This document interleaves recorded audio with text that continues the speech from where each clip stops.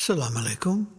This is Sheikh Ibrahim Ansari, and today I would like to talk about how to make a mistake properly, or failure is always an option.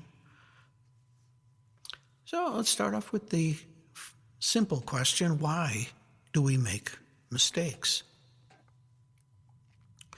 Perhaps one of their purposes is to teach us something.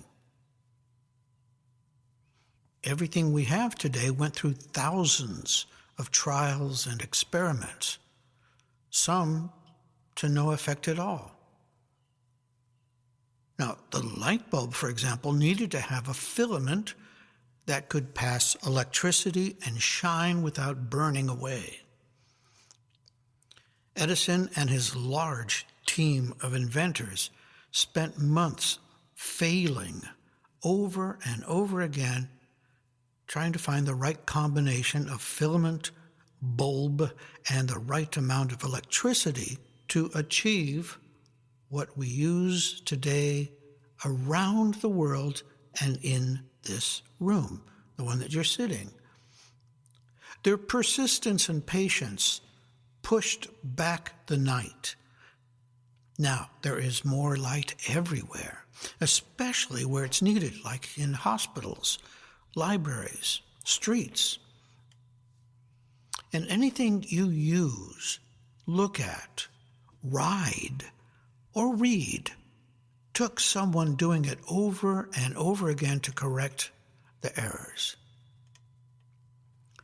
Nothing great was ever achieved or created perfectly the first time. It takes huge amounts of time, sweat, tears, frustration, and several dark nights of the soul to create something worthwhile and pleasing or useful. To err is human. To learn from that error takes a little more work. The ability to perfect something is a process, and it is important to fail frequently. It keeps us humble, increases our capacity for patience, and helps get us out of the way so we do not interfere with clear observation. Behind the scenes, there is a cooking occurring that is burning away what you are not. But if you fail to learn from the error, then you must repeat the experiment again, and this time try to get the meaning of the failure so you don't do it again. The purpose behind all this struggle is to get to know yourself better. The choices you make during one of these wrestling matches shapes who you are becoming. To learn is to make mistakes, so that we're able to gather information about how something works and maybe how to improve it and ourselves. We know so very little about everything, and the more we learn, the more we realize we knew even less than we thought before.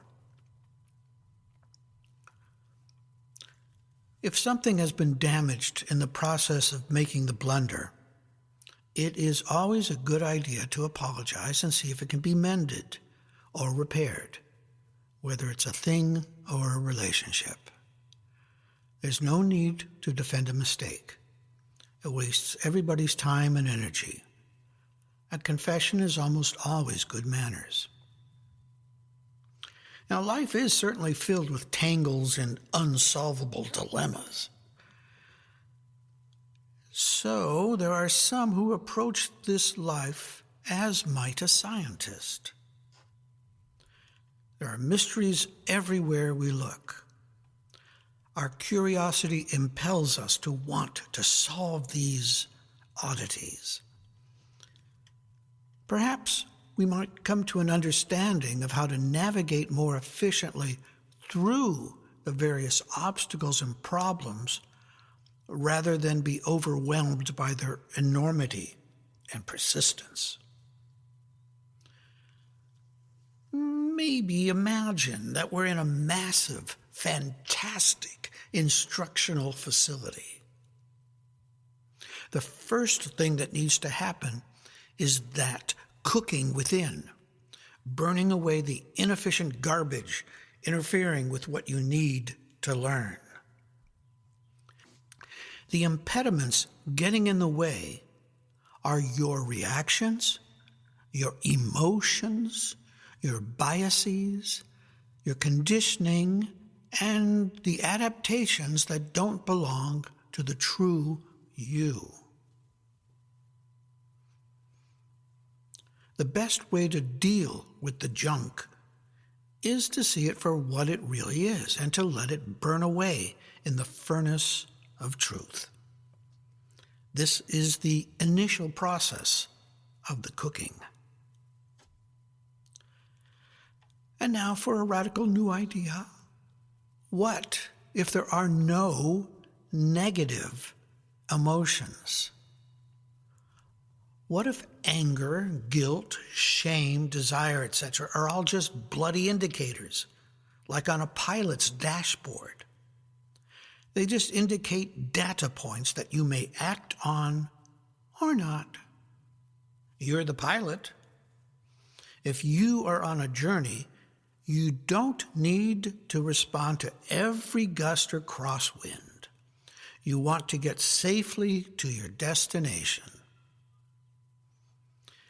If you respond to all the little fluctuations of life, you'll never get anywhere. You'll be circling the airport you took off from 20 years ago.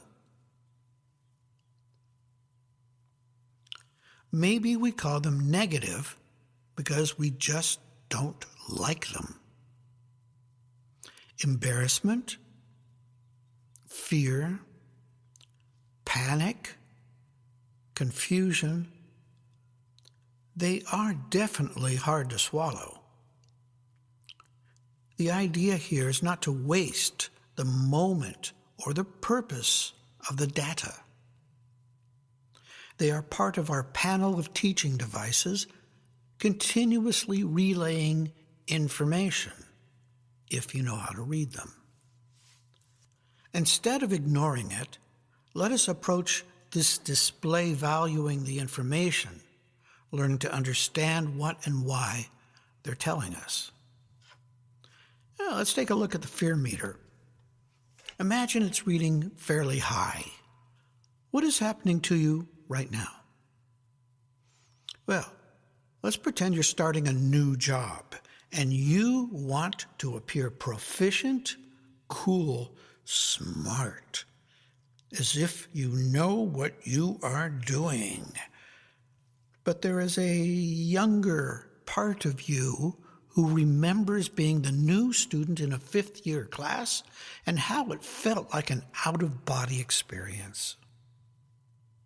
You could hear their whispers and giggles, and now every time you start something new, that same feeling of panic and fear pins the meters.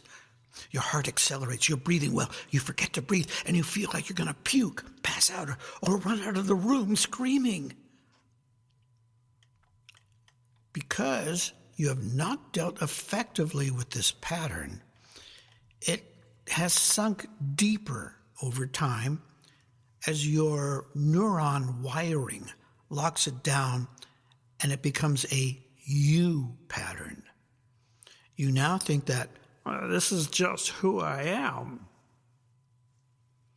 If you want to excise and erase this unpleasant loop, you will need to first witness it in action and then make the intention consciously and clearly that you want to deal with it.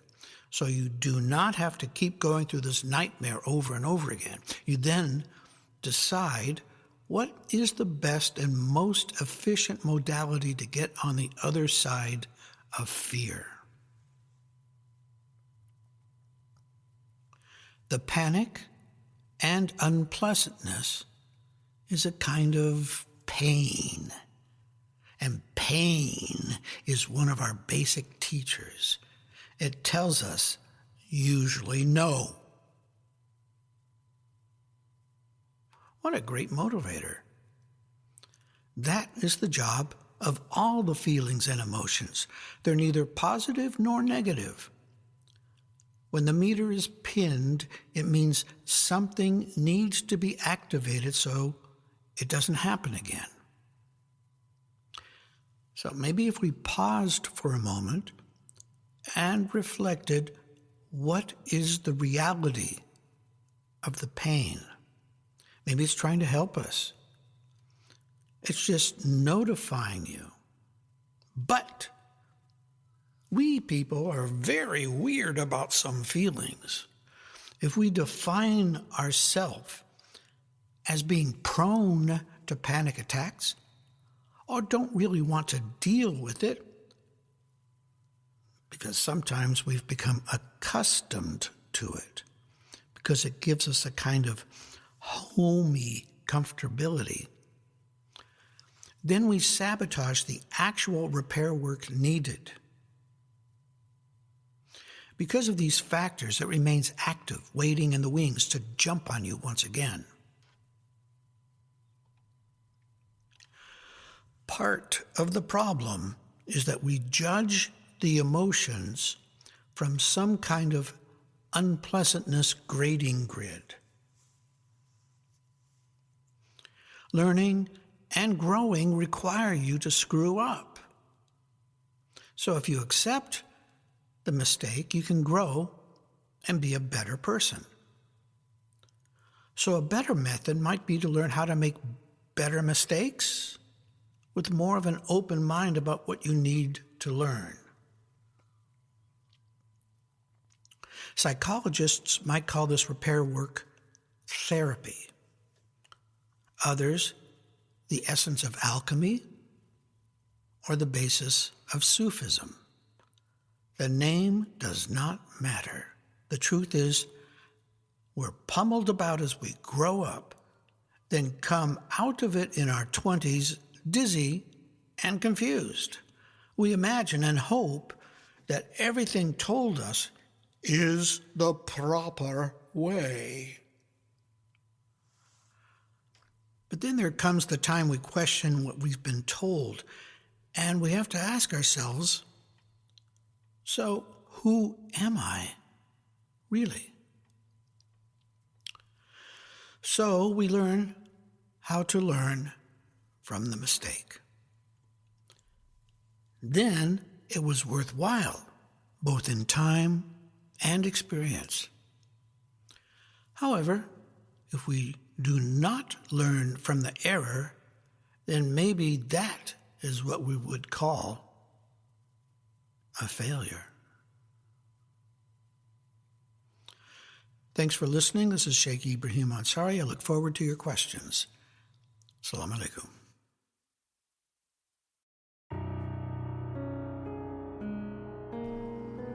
Salaam Alaykum, murids, seekers, curious, and interested listeners. We appreciate you and are happy to share our Sufi message. Your donation will help support our Sufi Center in Sydney, where we do zikr, sohbet, spiritual counseling, and healing services. We believe the message should be free, but it costs equipment, rental, services, software, and hardware to get this to you. So thank you for choosing our podcast among all the millions available. If you go to our website, AnsariSufiOrder.org, you will be able to donate through PayPal whatever you think this information is worth to you. Blessings and love, the Australian Ansari Sufi Order.